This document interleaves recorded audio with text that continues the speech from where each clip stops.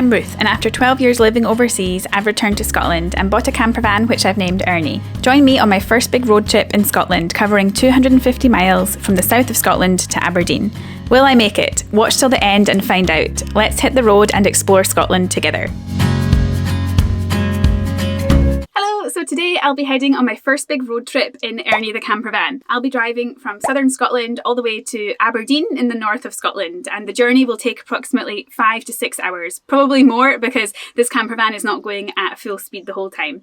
On the way, I'm going to be stopping to do a few different things. First of all, I need to get a second set of keys. When I purchased this vehicle, I only got one set of keys, so I need to make sure I have another set just in case something happens to the first set. I'll also be stopping to buy some essentials that I need for the van. And I'll also be going into some service stations on the way to show you what service stations are like in Scotland. Okay, let's go!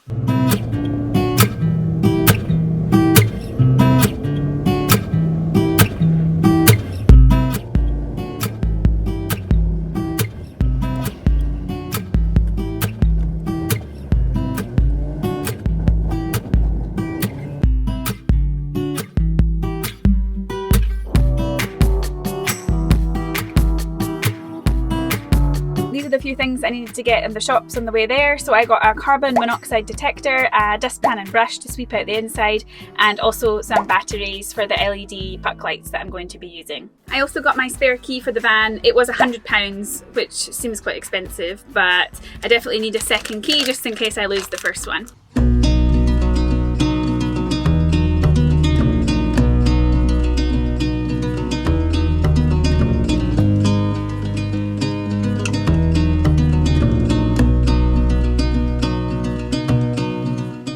The drive's been okay. I've just stopped to go to the toilet, so I will show you what the local public toilets look like in Scotland. People might be interested to see that.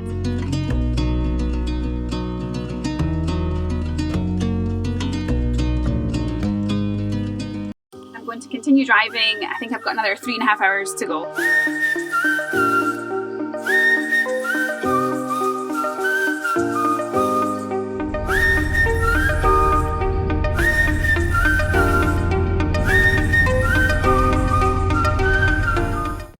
I've just arrived at Stirling service station and it's pretty busy.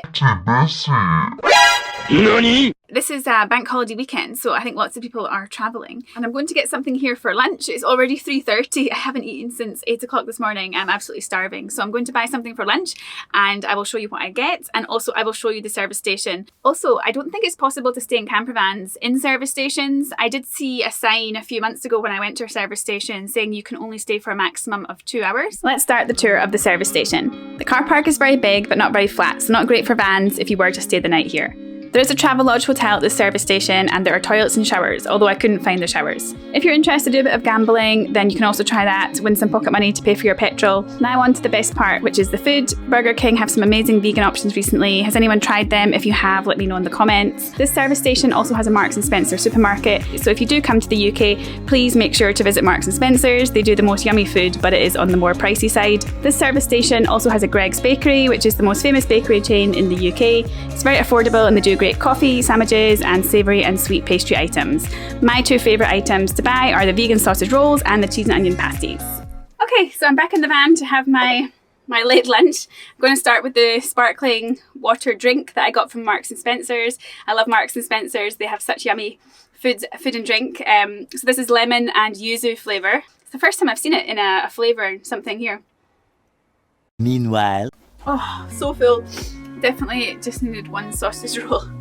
I was so hungry, but when I saw the sausage rolls I just wanted two. As I've been driving along the motorway, I've noticed quite a lot of campervans, which is really cool, and there's like so many different types of vehicles, and also I've seen a lot of vehicles, not a lot, but at least 4 or 5 vehicles from different countries. So for example, I saw one from France, one from the Netherlands, and also the number plate saying D, which I think is Germany. So that's been quite cool that like people are like obviously coming here to travel and bring their van with them from Europe. I've also seen a few vehicles, like big camper vans, like pulling cars. So I think I saw 3 so far. Well, one was with a motorbike on the back and 2 were actually dragging a vehicle. So obviously they park up and then they have the small vehicle to like get around once they park up. So that, I've never seen that before. That's really cool.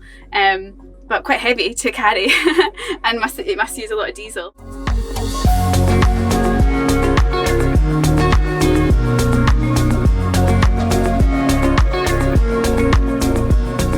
So that was my first time filling the diesel tank from zero to full. The petrol light, or not the petrol light, the diesel light, the fuel light was on. So it was £95 to fill the tank full.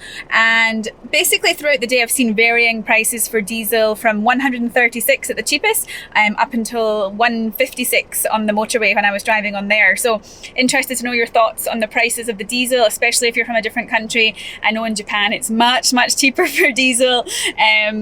I don't know, maybe not half price, but something like that probably. So yeah, the price of diesel in the UK is very expensive, and the same for fuel as well. In general, the prices here are very high for fuel. So that's going to definitely be a cost while doing campervan travel in Scotland. Generally, I do like to travel quite slowly and don't do huge drives like this one. This is probably quite unusual. So it means that the fuel lasts longer, because if you are driving big long distances all the time, it does cost a lot in fuel.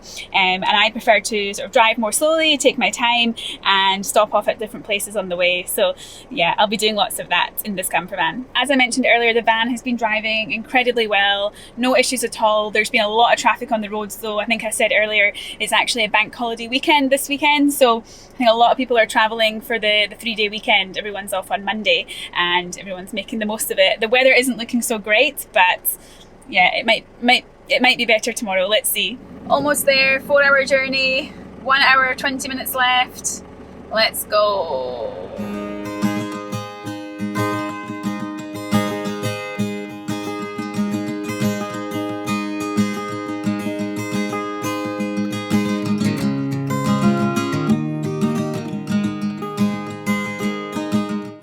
Okay, somehow the GPS has taken me the back road and it's such a high elevation, my ears are popping, and also it's so misty, I cannot see anything. Can you see out there? You can't even see that car outside.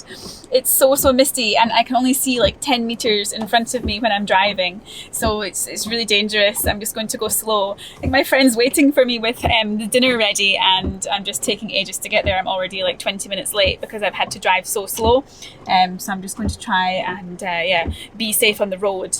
You can't even see cars coming on, but I guess here's probably got amazing views in the like nice weather, but at the moment you can't see anything.